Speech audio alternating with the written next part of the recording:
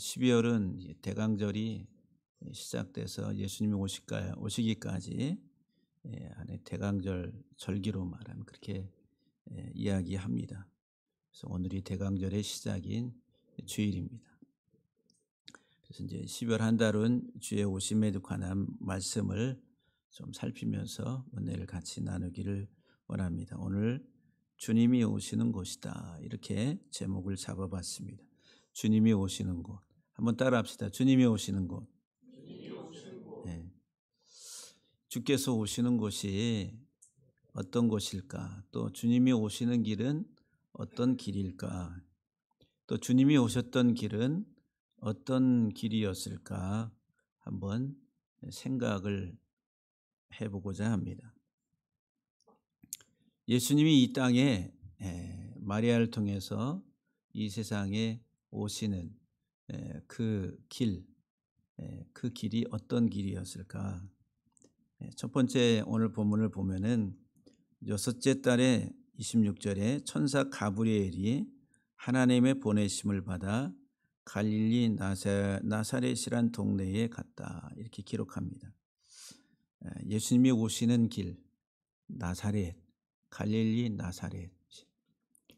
예수님이 오시는 곳 갈릴리 나사렛. 베들레헴에서 탄생하셨지만은 오늘 누가복음 1장을 통해서 보면은 갈릴리 나사렛이라고 하는 동네에 먼저 성령을 통해서 하나님이 찾아오십니다. 누구에게요? 마리아에게. 동네에 마리아에게 성령께서 나사렛 동네에 먼저 찾아와서 마리아의 몸에 아기 예수가 잉태될 것이다 라고 알려주고 갑니다.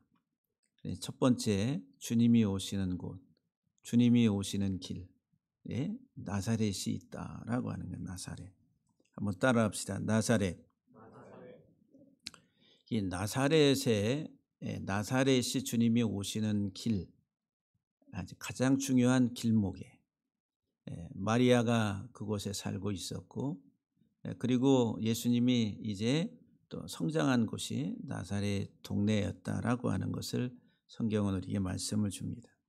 그럼 이 나사렛에 대해서 좀 의미를, 왜 하나님은 나사렛을 통해서 예수님이 오시는 길을 이렇게 예비했을까? 그 나사렛이라고 하는 이 단어 속에서 우리들이 의미들을 좀 살펴보려고 합니다. 이 나사렛은 시브리 말로 네체르라고 그래요. 네체르. 이사야 11장 1절 말씀에 보면은 이새의 줄기에서 한 싹이 나며 또 그의 뿌리에서 한 가지가 나서 결실할 것이다 그랬어요.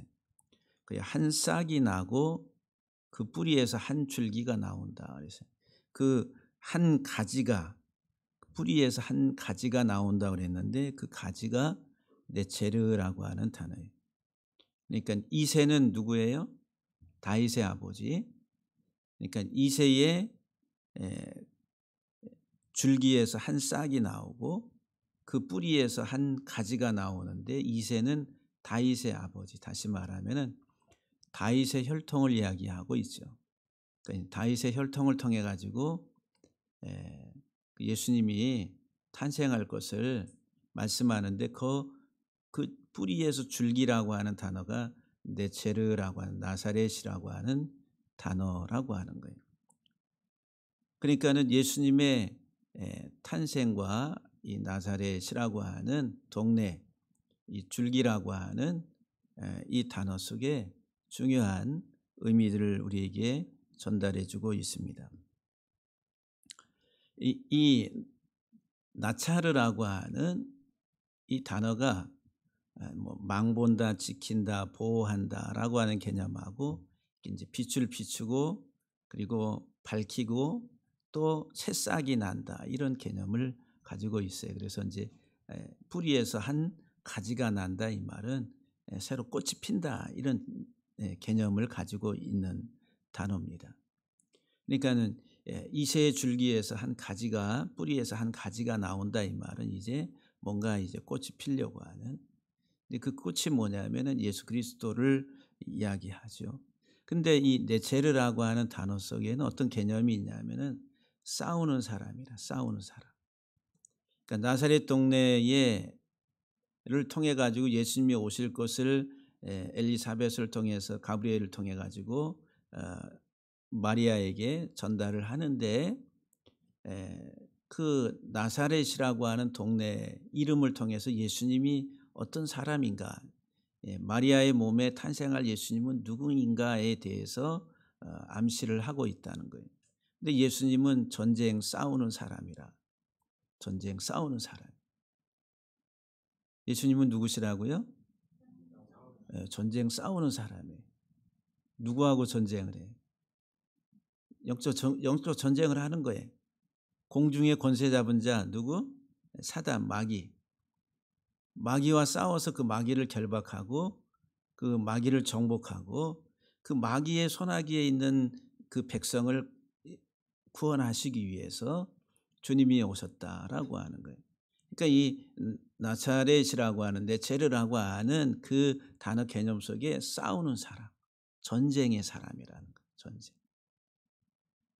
그래서 예수님이 이 세상에 오셔서 치열한 영적 전쟁을 통해 가지고 사단을 결박하고 그 사단의 손아귀에 있었던 나를 구원하시는 거예요. 이게 이제 구원자라고 하는 거예요. 구원자. 그러니까 이제 첫 번째로 이 나사렛이라고 하는 동네 이름 속에서 예수님은 누구시냐 하면 싸우러 오신 분이에요. 왜, 누구 때문에 싸워요? 예? 누구 때문에 싸워? 나 때문에 싸우러 오신 거예요. 나를 구원하시려고. 우리가 죄의 종로로 타고 죄 아래서 사망 가운데 있는 우리들을 다시 구출해 내시기 위해서 싸우러 오셨다는 거예요. 싸우. 아주 치열한 영적 전쟁을 하시는 거예요. 근데 싸우는데 그 마귀를 정복하는 그 방법이 뭐냐 하면은 이 네체르라고 하는 나사렛이라고 하는 이 단어 속에는 고난, 생명의 고난이라, 고난받는 사람이라, 고통의 사람이라는 거예요. 고통의 사람. 그러니까 마귀를, 사단을 정복하는 방법이 주님이 이 세상에 오셔서 죽으셔야 하는 죽음의 방법을 통해서 정복하신다는 거예요. 그러니까 주님이 탄생하시는 그 배경에서부터 예수님은 누구시냐 하면은 이 세상에 마귀를, 사단을 정복하러 오는데 어떻게 자기 자신을 내어줌으로 고난과 고통을 통해 가지고 영적 전쟁에서 승리로 이끄시는 구원자시다라고 하는 거예요. 할렐루야. 우리가 받아야 될 모든 고난, 고통, 그게 죽음이다라고 하는 거예요. 나를 대신해서 희생당하시고 죽으심으로 나를 사망으로부터 구원하시기 위해서 주님이 이 세상에 죽으러 오셨다라고 하는 거예요. 고난, 고통이라는. 네체르라고 한 뒤에 추르가 반석이라는, 반석의 생명. 예수님은 반석이시다라고 그래요. 여호와는 나의 반석이시여 그러잖아요. 여호와는 나의 반석이시여 할 때, 주님이 나의 반석이다라고 할 때 그 반석이라고 하는 걸 우리는 견고하고 흔들리지 않고 탄탄한 것들을 생각하는데, 성경에서 여호와는 나의 반석이시여라고 할 때 그 반석은 주님이 나를 위해 희생당하시고 죽으실 것을 암시하고 있는 단어입니다. 쪼개져서 우리에게 생수를 공급하셨던 하나님, 반석을 쪼개서 생수를 공급하셨던 하나님. 근데 그 반석의 쪼개짐은 예수 그리스도의 죽음을 상징했다는 거예요. 주님이 죽으심으로 우리에게 참 생수를, 영원한 생명수를 공급하시는 하나님이라. 그러니까 주님이 죽으셔야지만이 우리가 살 수가 있다는 거예요. 그 길을 가시기 위해서 주님이 이 세상에 오셨다라고 하는 거예요. 2000년 전에 베들레헴 땅에 오셨다라고 하는 거예요. 그래서 이 나사렛 동네라고 하는 이 지명 속에 주의 오심의 사역을 우리에게 잘 설명해 주고 있다라고 하는 거예요. 두 번째, 오늘 27절 말씀에 보게 되면은 예수님은 어떤 길로 오시느냐? 다윗의 혈통을 통해서 오신다. 27절에 다윗의 자손 요셉이라 하는 사람과 약혼한 처녀에게 이르니 그랬어요. 예수님은 무엇을 통해서 오신다고요? 주님이 오시는 길은 다윗의 혈통을 통해서, 다윗의 가문, 다윗의 집을 통해서 오신다라고 하는 거예요. 이것은 이제 구약의 다윗의 후손을 통해서 하나님이 이스라엘에 영원한 왕국을 세우실 것을 약속을 하십니다. 그런데 그 약속은 장차 예수 그리스도 메시아이신 예수님을 통해서 영원한 하나님 나라를 이루실 것을 말씀하는 거예요. 근데 그것을 이루기 위해서 이제 다윗의 혈통으로, 다윗의 자손으로 주님이 이 땅에 오신다라고 하는 거예요. 2000년 전에 오셨다라고 하는 거죠. 마태복음 1장에서는 예수님의 족보를 그렇게 기록합니다. 다윗과 아브라함의 자손 예수 그리스도의 세계라. 그러니까 다윗과 아브라함의 자손이다 그랬어요. 그러니까 아브라함이 먼저 사람이고 다윗이 후대 사람인데 그 원문에는 다윗이 먼저 나오고 아브라함이 뒤에 나온다는 거예요. 다시 말하면 다윗을 강조한다는 거예요. 다윗의 후손인 것을. 예수님이 다윗의 후손인 것을 마태복음 1장에서 강조를 해.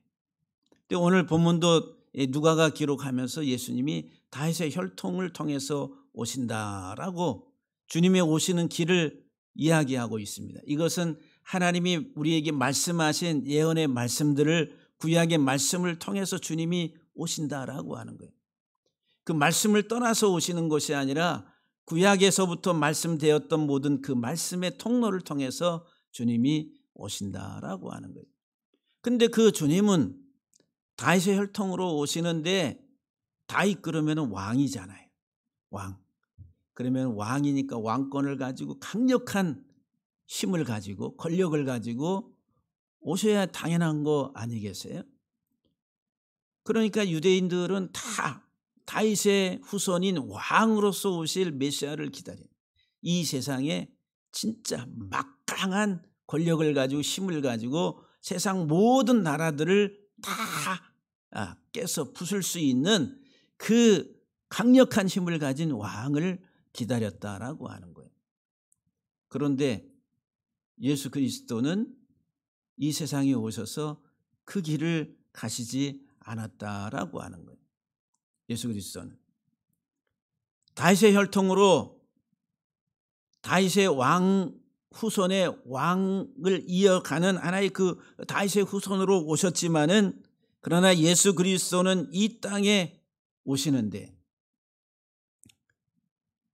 먼저 고난 받는 자라고 하는 거예요. 그래서 이사야 11장 1절 말씀 속에서 이새의 줄기에서 한 싹이 나고 그 뿌리에서 한 가지가 나온다. 이 네체르라고 하는 이 한 가지가 나온다는 게, 이 가지가 나와서 메시아이신 예수 그리스도를 활짝 꽃 피워주는데 우리에게 보여주고 나타내서 우리에게 보여주는데 그 메시아이신 예수 그리스도는 누구냐 하면 고난받는 자라고 하는 거예요. 이 땅에 오셔서 먼저 고난의 길을 가셔야 될 분으로 설명하고 있다라고 하는 거예요. 그것을 통해 가지고 주님이 악한 이 공중의 권세 잡은 사단을 결박하고 정복하고 우리들을 그 사단의 손에서 이끌어내시기 위해서 이사야 35장 5절 6절 말씀을 보게 되면은 주님이 오셔서 하시는 일이 뭐냐 하면은 그때의 맹인의 눈이 밝을 것이다. 주님이 오셔서 하신 일이 무슨 일이에요? 소경의 눈을 뜨게 하셨어요. 마태복음 9장과 20장 소경의 눈을 뜨게 하셨어요.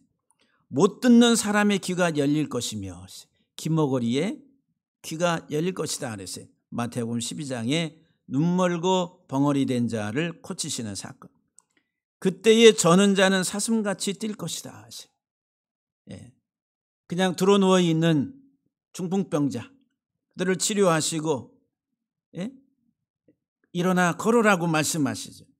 그러니까 저는 자들은 사슴같이 뛰게 할 것이다. 또 말 못하는 자의 혀는 노래할 것이다. 벙어리 애가 말을 하게 된다니. 벙어리 되고 눈먼 자를 치유하신 사건. 이는 광야에서 물이 솟겠고 사막에서 시내가 흐를 것이다. 그랬어요. 광야 사막, 이거 황폐한 곳, 생명이 없는 곳을 말하잖아요. 근데 그곳에 다시 생명이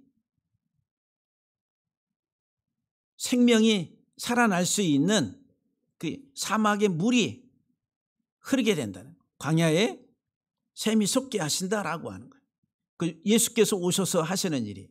근데 그 사막과 그 광야가 어디냐? 내 마음이라는, 우리 인간의 이 내면, 황폐하게 된 우리 내면에 생수의 강이 솟아나는 예수 그리스도를 통해서.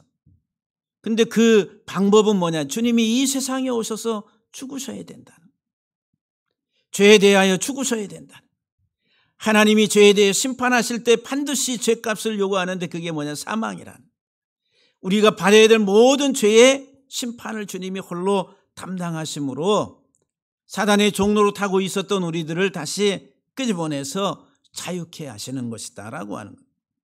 이사야 61장 1절과 3절 말씀에 주 여호와의 영이 내게 내리셨으니 이는 여호와께서 내게 기름을 부으사 가난한 자에게 아름다운 소식을 전하게 하려 하심이라.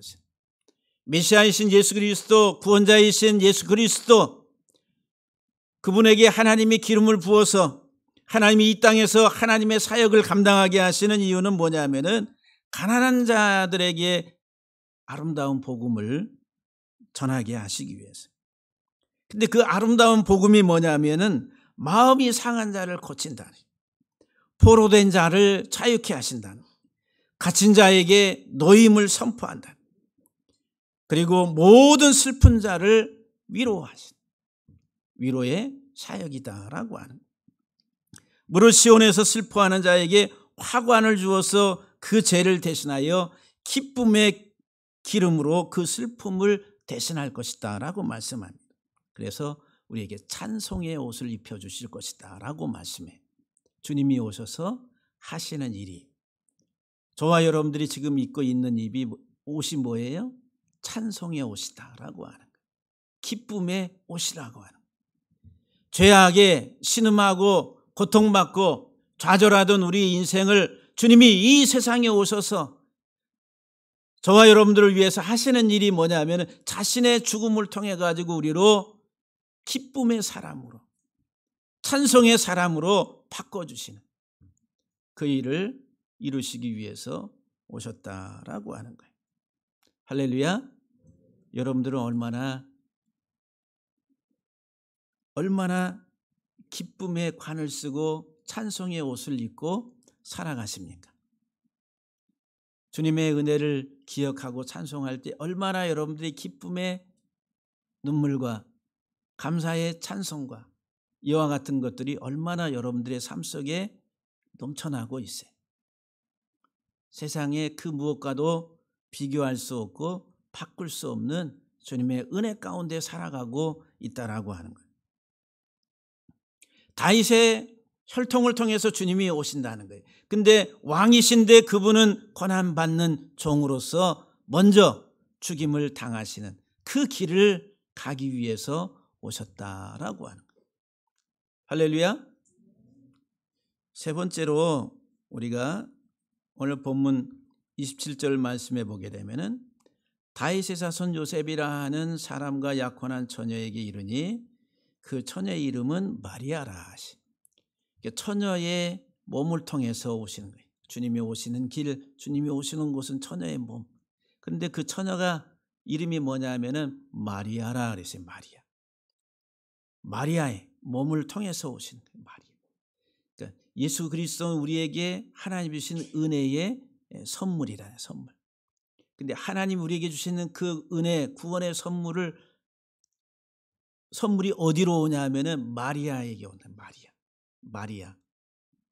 그래서 이제 우리가 그 일반 그 대중 가요에도 마리아, 어떤 그 여배우가 불러서 그냥 빅히트 쳤던 마리아 하면서 막 부르잖아요.